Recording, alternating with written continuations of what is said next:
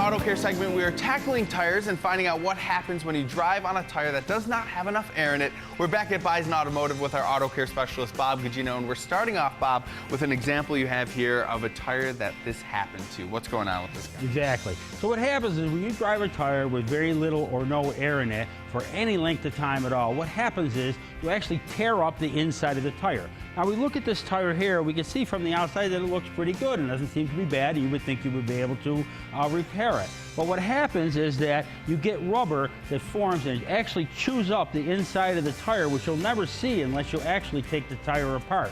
So it's really important to make sure that you maintain proper air pressure in the tire, check them regularly, and don't let this happen. If you do get a flat tire or the tire is really, really low on air, you need to change it out, put the spare on it, or at least be able to put some kind of air in it to get it up to proper inflation so you can take it to a repair shop and get it fixed. So my first question for you, Bob, is why are tires losing air in the first place? Tires lose air by nature. It wicks out of the rubber. Also, if you hit potholes or curbs or things like that, they can also lose air. And of course, if you pick up a nail or anything else in the street, you would lose air that way as well. Since we can't prevent the tire from losing air, how can we prevent this problem from becoming something bigger we have to deal with?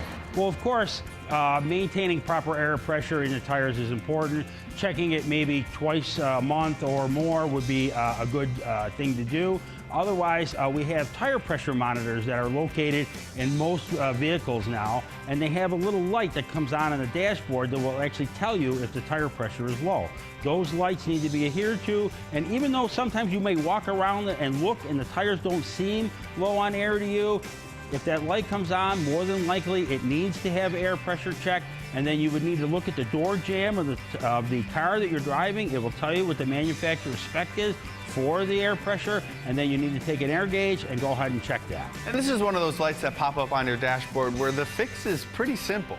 Sometimes, right, it's just a matter of adding a couple pounds. Now that light will come on even if you have 3, 4, 5 pounds of air low. So it's not, I'd say, always looking like a flat tire, but it's important to make sure you have proper air pressure, because not only is it for the longevity of the tire, but proper air pressure, you get better fuel mileage, the car handles better, brakes better, traction better in the rain and the snow and all that kind of stuff. All right, Bob, thank you so much for joining us today. Oh, you're welcome. And you took that feeling in our gut that our car was wrong and you made that completely go away with a very easy step and a very easy fix. Yeah, no problem. That's my job.